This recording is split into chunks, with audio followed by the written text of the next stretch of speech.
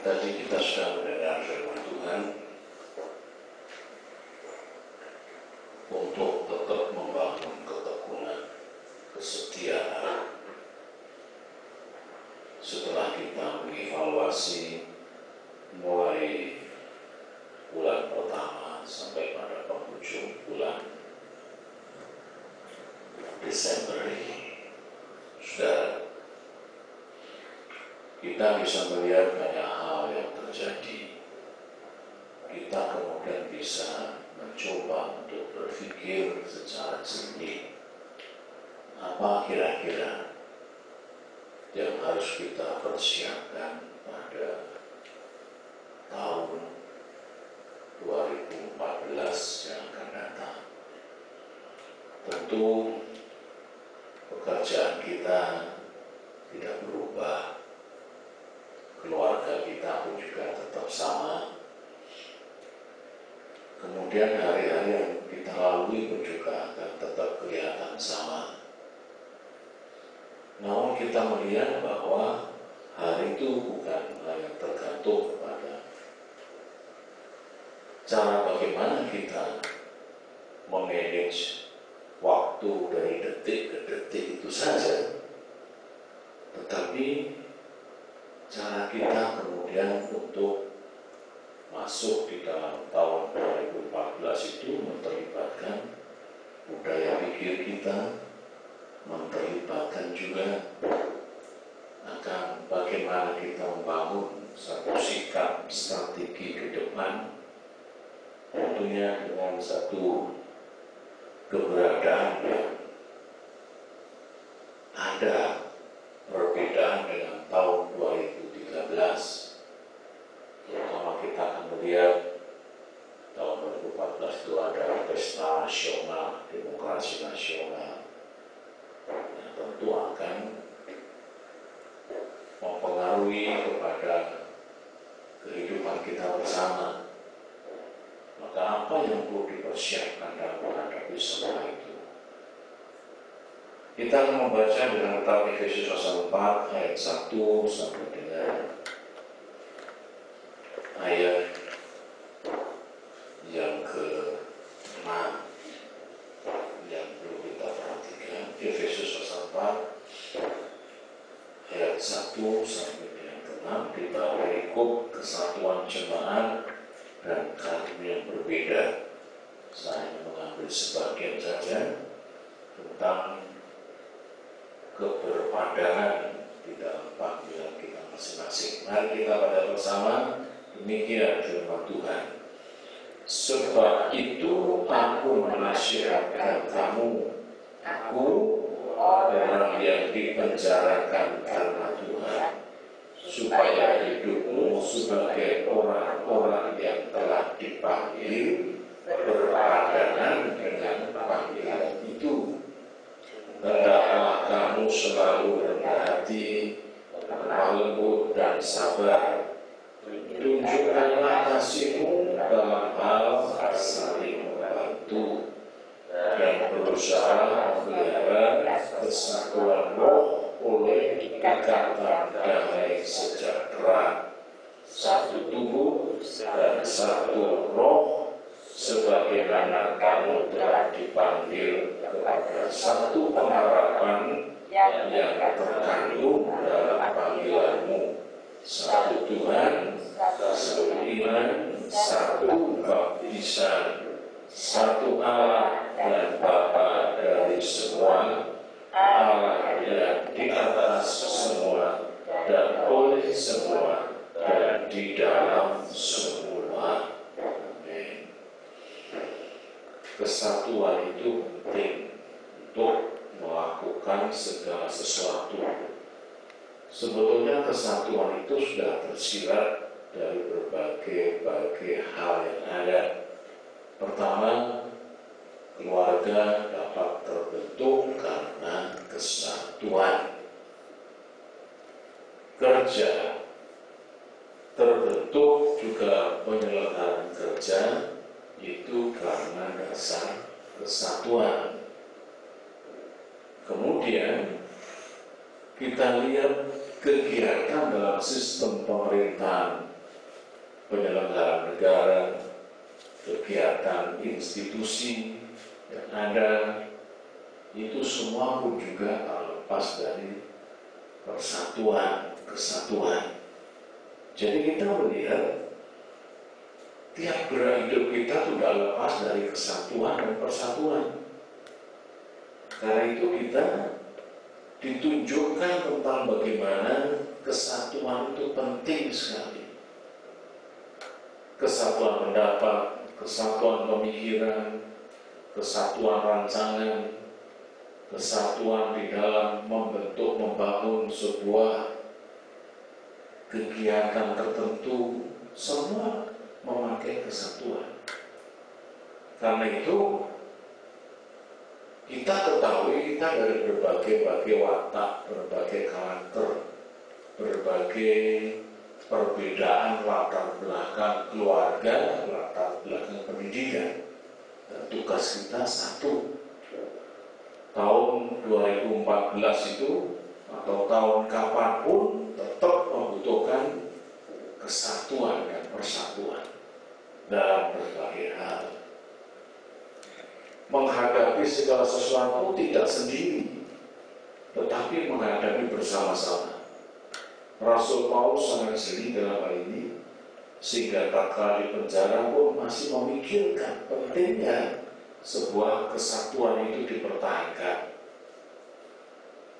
Jangan sampai kemudian tercerai-berai. Nasihatnya, aku menasihatkan kamu, aku orang yang dipenjarakan karena Tuhan. Menekankan keberadaan diri dalam penjara, lebih menegaskan betapa pemikirannya itu di luar penjara. Tidak memikirkan dirinya sendiri. Aku yang ada dalam penjara karena Tuhan.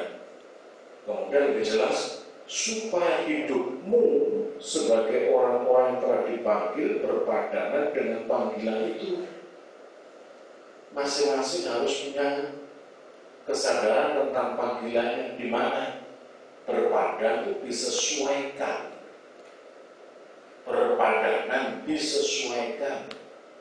Misalnya gereja kita kepingin maju, yang gereja ini membutuhkan musik sudah ada, pemainnya. Nah, pemain musik perlu ada. Siapa yang pernah untuk duduk di sana? Mereka yang ngerti musik. Yang nggak ngerti musik, yang belajar dulu baru bisa. Jangan kemudian lebih mengedepankan rasa iri hatinya, rasa kepinginnya, tapi tidak ada kemampuan, berarti tidak berpadan dengan apa yang ada. Kemudian yang bisa mengerti tentang masalah seni, bagaimana kita bisa mempercantik gereja ini, bisa menatanya. Ini membutuhkan mereka yang mengerti seni. Dia nggak mengerti seni, mau ikut-ikut nata, malah tidak karuan. Jadi berpadan sesuai dengan panggilan itu. Talentanya apa? Yang talentanya, panggilannya adalah untuk membuat karikatur misalnya. Ya, bisa diungkapkan. Terjemah firman Tuhan, mungkin ada buletin yang ada kita rencanakan. Kita nggak cuma berhenti pada warta gereja tiap minggu saja. Mungkin kita lagi mau maju lagi tahun 2014. Apa yang kita pikirkan? Buletin. Paling nggak 1 bulan, 1 kali bisa keluar. Itu perlu polonis orang yang masukkan berbagai artikel yang ada. Hal yang masuk sana.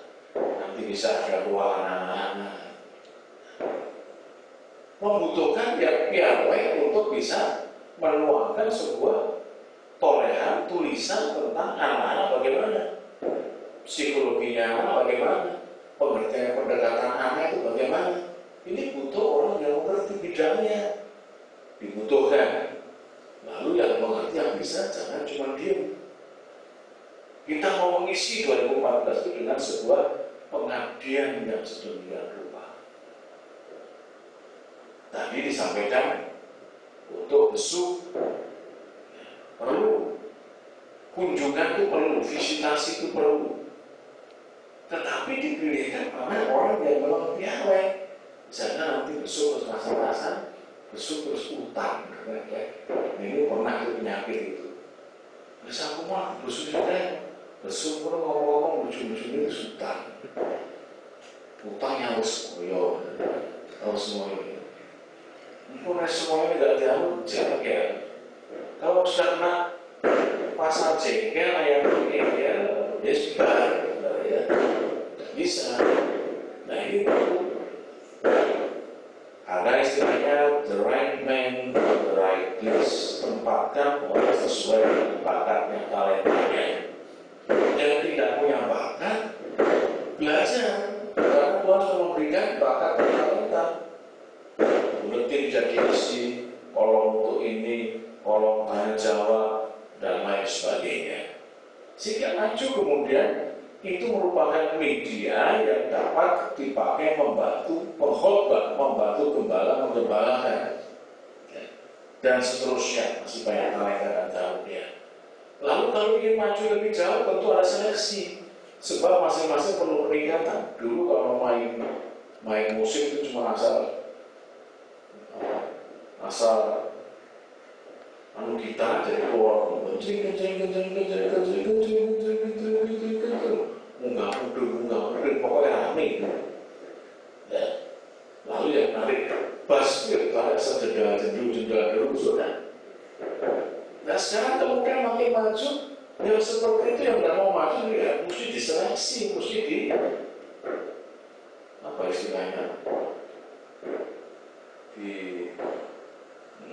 eliminasi, disortir. Nanti tidak boleh kemudian sakit hati, sudah ya, tidak boleh sakit hati. Itu tidak mengerti. Saya dulu ngerti main gitar saya itu saja. Ada yang lebih pintar, saya butuh minggir. Tidak boleh sakit hati. Dulu tidak ada main drum, saya main drum. Jonathan belajar main drum. Satu kali waktu di SMP main drum, ngamuk, dung, taruh terus dia luncur pulang ke rumahnya belakang sana.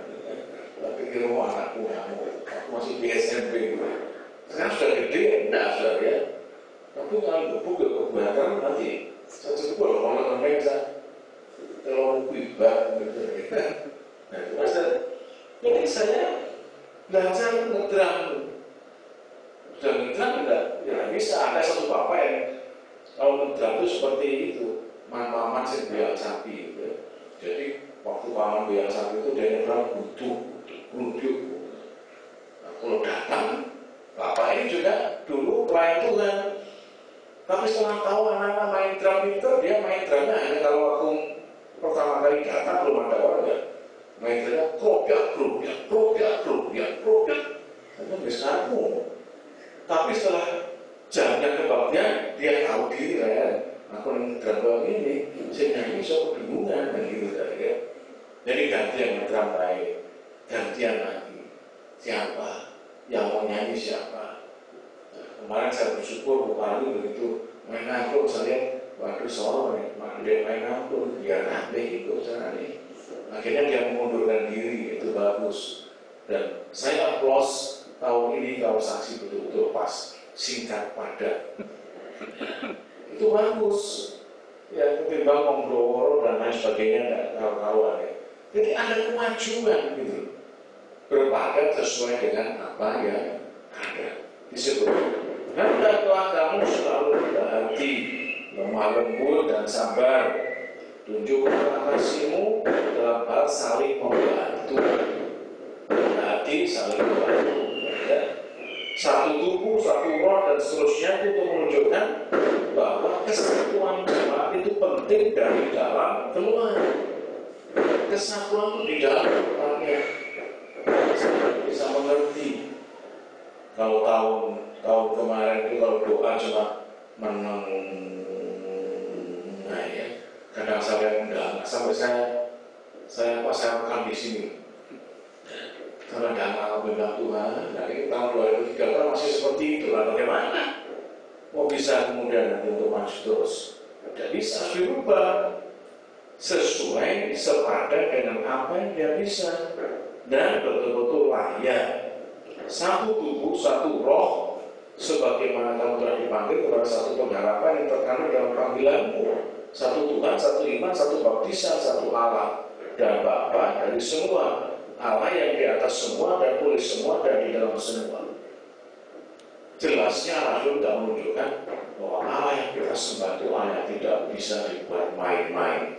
Di atas semua, tidak ada satu pun yang di atasnya dari Allah yang kita sembah. Perhatikan, Allah yang di atas semua dan oleh semua dan di dalam semua. Bersyukur kita. Ini yang kita bawa, kesatuan ini dengan kita meyakinkan diri Allah kita semua itu di atas segala-galanya. Tahun 2014 kita lebih sulit, kita lebih setia di hadapan Tuhan. Jangan sampai ada sebuah pertikaian, jangan ada sebuah perpecahan. Tahun 2014 tadi Pak Paulus mengatakan dalam khotbahnya, dan tambah enak, tambah sulit, tambah perlu kesatuan dan persatuan. Saudara, kalau omongan banjir, kalau mau nyebrang itu gandengan tangan apa diri-diri? Kalau omongan banjir itu, kalau nyebrang itu gandengan tangan apa jalan sendiri? Bergandengan tangan.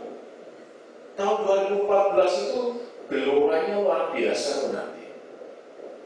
Jadi harus kita saling bergandengan tangan. Untuk bisa bergandengan tangan, rendah hati, lemah lembut, sabar. Itu kunci yang untuk bisa saling bergandengan tangan. Amin. Amin. Orang bodoh, amin. Amin. Puji Tuhan. Jadi yang disumput sana ada itu, ada firman, ada eko, itu muncul benih-benih dari sumput. Lalu yang mendoakan dari hutan sana, tengah-tengah hutan sana. Nah, cari orang-orangnya, pojok sana itu. Nah, itu muncul waktu baju kelihatan itu dari hutan. Hutan belakang. Jalan masuk dari pinggir hutan ke dalam hutannya itu berapa jam? 1 jam. Katanya 6 kilo. 6 kilo 1 jam. Cepat kan saudara? Coba kita bergandengan tangan dalam hal-hal yang lainnya. Pasti kita akan bisa merasakan tahun 2014. Doa malamnya besok waktu tutup tahun 2014 lebih dari ini, amin. Kalau kurang dari ini, wah, bebo, ya, kita kalah ya karena Tuhan. Maka itu bergandengan tangan, firman Tuhan tetap dipegang. Kita merasa satu baptisan, satu panggilan. Dan satu itu mengatakan baptisan saya tidak ada suratnya, sah apa tidak sah. Kalau bikin surat aja gampang, tinggal tahu tanggalnya, tahu bulannya, bisa dipilihkan. Tapi yang penting sudah dibaptiskan dalam nama Tuhan Yesus Kristus. Yang belum baptis, dan mari selagi masih ada kesempatan baptislah. Ini Pak Paulus yang akan memberikan bimbingan pra-baptis bagi calon baptis supaya semuanya berjalan dengan baik. Kalau ibu gembala saudara doa kita berarti suruhan aja.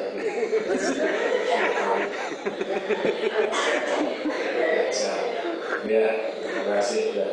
Jadi tambah setialah tahun 2014. Kita sekarang mau melangkah 2014, kita berdoa. Bapak dan Rasul, terima kasih Tuhan. Kami tinggalkan 2013. Saya melangkah 2014 dalam nama Tuhan Yesus Kristus. Segenap tahun dalam 2014 ini kami akan jelajahi bersama dengan Tuhan dalam kesatuan dan persatuan vertikal, horizontal, semuanya mendapatkan sebuah transformasi sehingga semuanya semakin kokoh, semakin solid, semakin dipenuhkan dengan kerendahan hati, kelemah lembutan, dan kesabaran untuk saling bergandengan tangan. Terima kasih, dan kami akan menyelesaikan tahun 2014 yang baru kami lewati. Kami masuki dalam beberapa menit ini dengan kekuatan dan kuasa nama Bapa, Putra, dan Roh Kudus di dalam Tuhan Yesus Kristus. Haleluya. Amin. Selamat tahun baru. Tuhan berkati. Silakan sahabat.